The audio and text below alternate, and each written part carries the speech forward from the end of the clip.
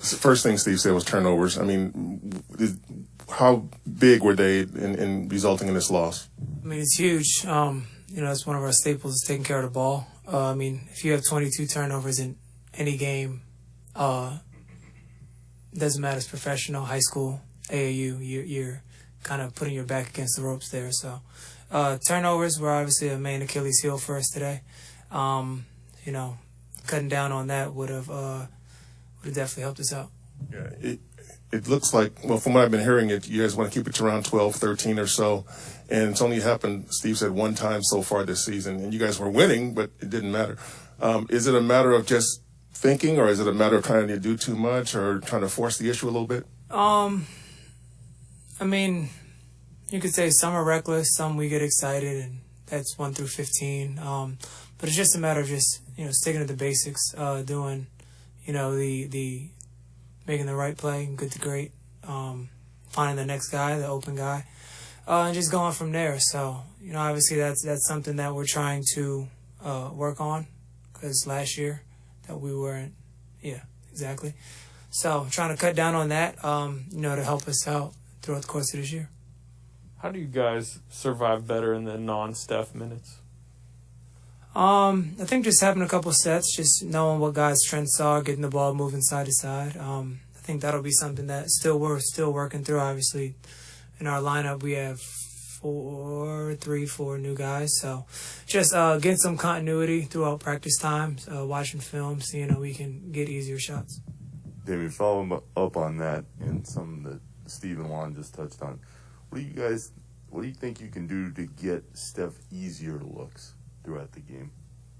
I mean, if you're one of the best players of all time, you're not really going to get the easiest looks. So one, for us, it's everyone just doing their job, whether it's screening for them, getting them open,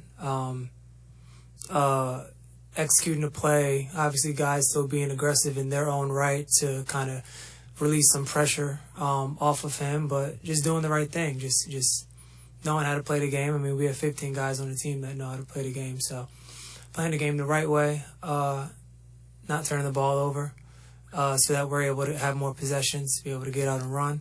And then, like I said, just make the game easy for us. Make it easy for us, which makes it easier for him, which, then we get more shots than the other team. Get more stops, get more shots.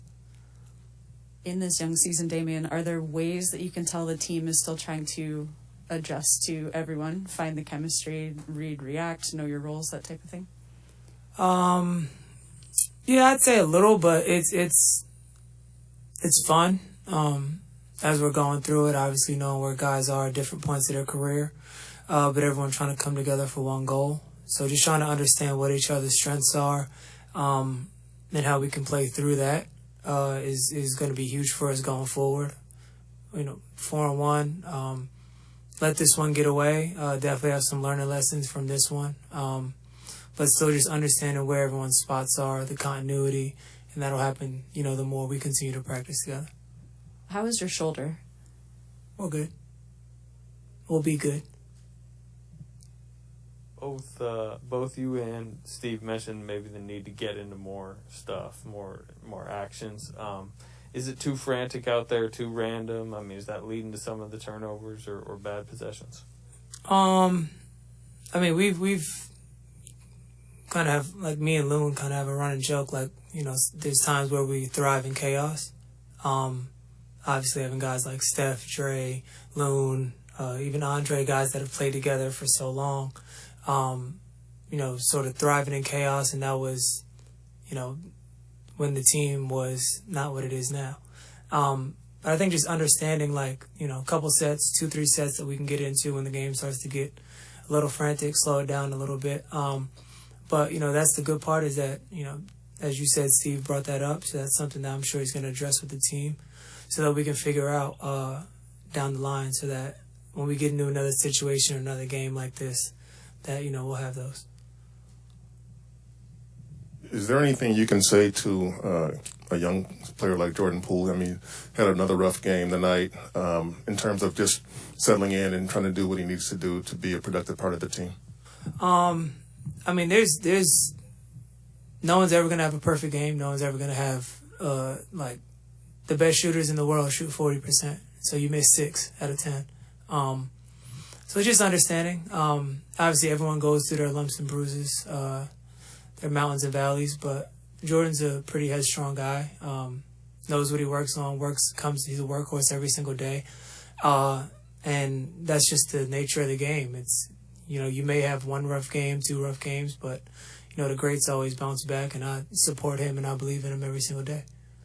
You guys collectively looked a little gassed in overtime. Is it still kind of early season lungs, and some of your guys are over 40 minutes tonight? I actually couldn't even tell you. I that last 5 minutes, 8 minutes was such a blur. A lot of big shots, a lot of defensive stops. I honestly couldn't even tell you. Those last 8 minutes is such a blur. Did you understand the explanation for why that when you got hit on that shot late, and they said you weren't in the act of shooting? Did you understand the explanation about that? No. But I'm smart enough to not talk about it, save my money. The call was what the call was, and objectively, I thought there possibly could have been 2 shots, but I'm smart enough to save my money, so no comment.